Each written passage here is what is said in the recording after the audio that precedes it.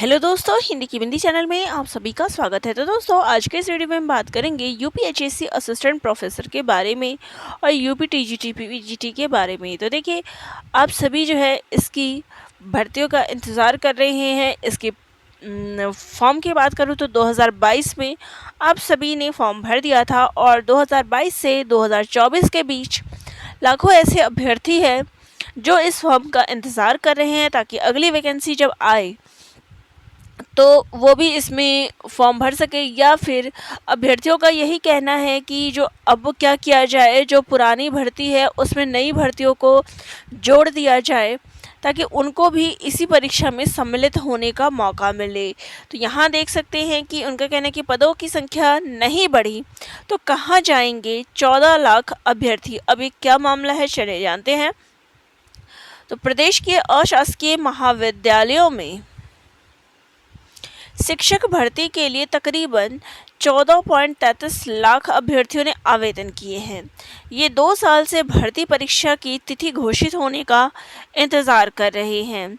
सभी पदों पर भर्ती प्रक्रिया पूरी होने के बाद 14.28 लाख अभ्यर्थी छटकर बाहर हो जाएंगे।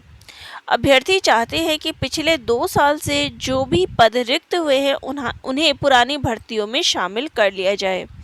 अशासकीय महाविद्यालय में असिस्टेंट प्रोफेसर के 1017 पदों पर भर्ती के लिए 1,14,000 अभ्यर्थियों ने, और वहीं पे अगर टीजीटी पीजीटी की बात करें तो 4,163 के लिए 13,19,000 अभ्यर्थियों ने आवेदन किया है। दोनों भर्ती पूरी होने के बाद भी 14 लाख अभ्यर्थी जो है चयन प्रक्रिया से वंचित रह जाएंगे और इसके बाद उन्हें अगली भर्ती का इंतज़ार करना होगा। ये दोनों ही भर्ती जो है उत्तर प्रदेश शिक्षा सेवा चयन आयोग को करानी है। आयोग में देखिए, आयोग का तो ये हाल है कि क्या कहे कि अब तक तो ना स्थायी अध्यक्ष और ना ही परीक्षा नियंत्रक की नियुक्ति हुई है। ऐसे में दोनों भर्ती परीक्षाओं के लिए अभ्यर्थियों को अभी इंतज़ार करना पड़ सकता है, जबकि इन भर्तियों के लिए आवेदन की प्रक्रिया अगस्त 2022 में पूरी हो चुकी है। दोनों भर्तियों के लिए लिखित परीक्षा के बाद इंटरव्यू भी होने हैं।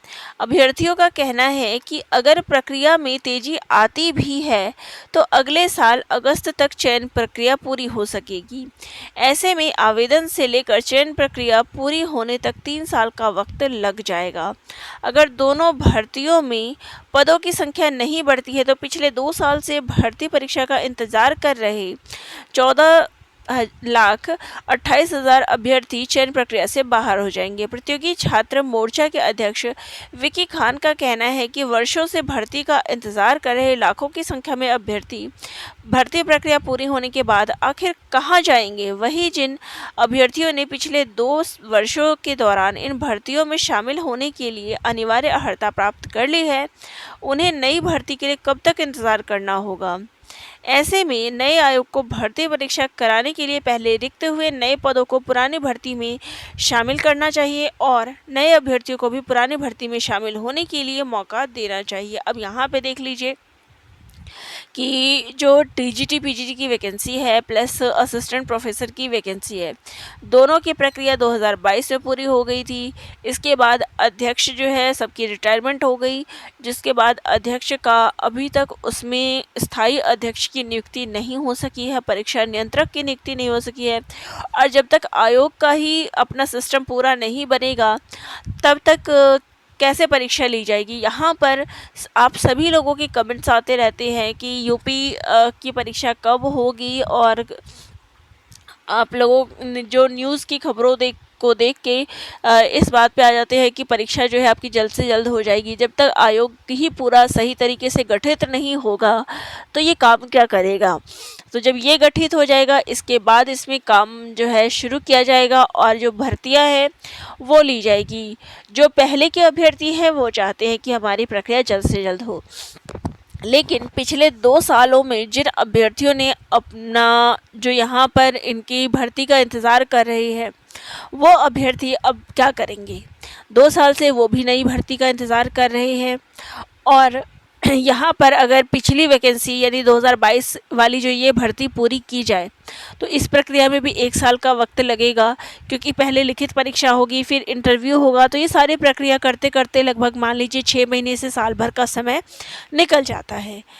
और इसके बाद जो अगली वैकेंसी आएगी तो इन सब में काफ़ी वक्त जो है अभ्यर्थियों को लेना पड़ेगा, उनका काफ़ी वक्त जो है बर्बाद हो जाएगा, यही कह सकते हैं। तो ऐसे में इनका कहना है कि ये जो अब 2022 वाली भर्ती गई है इसी को दोबारा से फॉर्म जो है रीओपन कर दिया जाए, ताकि जो नए अभ्यर्थी है वो इन्हीं भर्तियों में शामिल हो सके, भर्तियों की संख्या बढ़ा दी जाए। ये नहीं कहा जा रहा है कि भर्तियों की संख्या उतनी ही रहे, लेकिन 2 सालों में जो सीट्स खाली हुए हैं इसी भर्ती में वो यानी ये जो यूपीएचएससी विज्ञापन संख्या 51 था और टीजीटी पीजीटी की जो भर्ती थी, इनमें ही नई भर्तियों को शामिल कर दिया जाए और इकट्ठे जो है सबकी भर्तियां निकाल दी जाए, तो समय जो है बहुत ज़्यादा बच जाएगा सभी अभ्यर्थियों का। तो देखिए क्या डिसीज़न लिया जाता है। फ़िलहाल तो खबरों में ही चीज़ें चल रही है, यूपी की जितनी भी भर्तियां हैं वो सभी खबरों में ही चल रही है। फाइनल डिसीज़न अभी कुछ भी नहीं आ रहा है यूपी में, तो जो भी डिसीज़न आता है मैं आप सभी को अपने चैनल के माध्यम से बताती रहूँगी, और जैसे ही इस परीक्षा का भी चालू हो जाएगा, इस परीक्षा के ऊपर भी हम काम करेंगे, जैसे कि हम पहले कर रहे थे। यूपी की तैयारी जो है हम पहले भी कर चुके हैं और अब भी जो है हम इसकी तैयारी करेंगे। लेकिन जब तक इस प्रक्रिया में तेज़ी नहीं आती है तब तक ना आपका दिल लगता है ना मेरा दिल लगता है, ये भी बात सही है, क्योंकि कहीं ना कहीं जो एक लेवल होता है, एक स्तर होता है कि कंटिन्यूसली हम पढ़ते हैं जब एग्ज़ाम होता है, और वो आपकी प्रक्रिया, हालांकि आप अन्य परीक्षाओं की तैयारी कर रहे हैं तो उसके माध्यम से आपकी तैयारी रुकी नहीं है, लेकिन जब परीक्षा पास आती है तो अच्छे से पढ़ाई होती है सभी की। तो चलिए जल्दी से जल्दी इस पर भी कार्य किया जाए शिक्षा सेवा चयन आयोग के द्वारा, ताकि भर्ती प्रक्रिया जल्दी से हो सके। तो जो भी जानकारी होगी मैं आप सभी को बताती रहूँगी। धन्यवाद।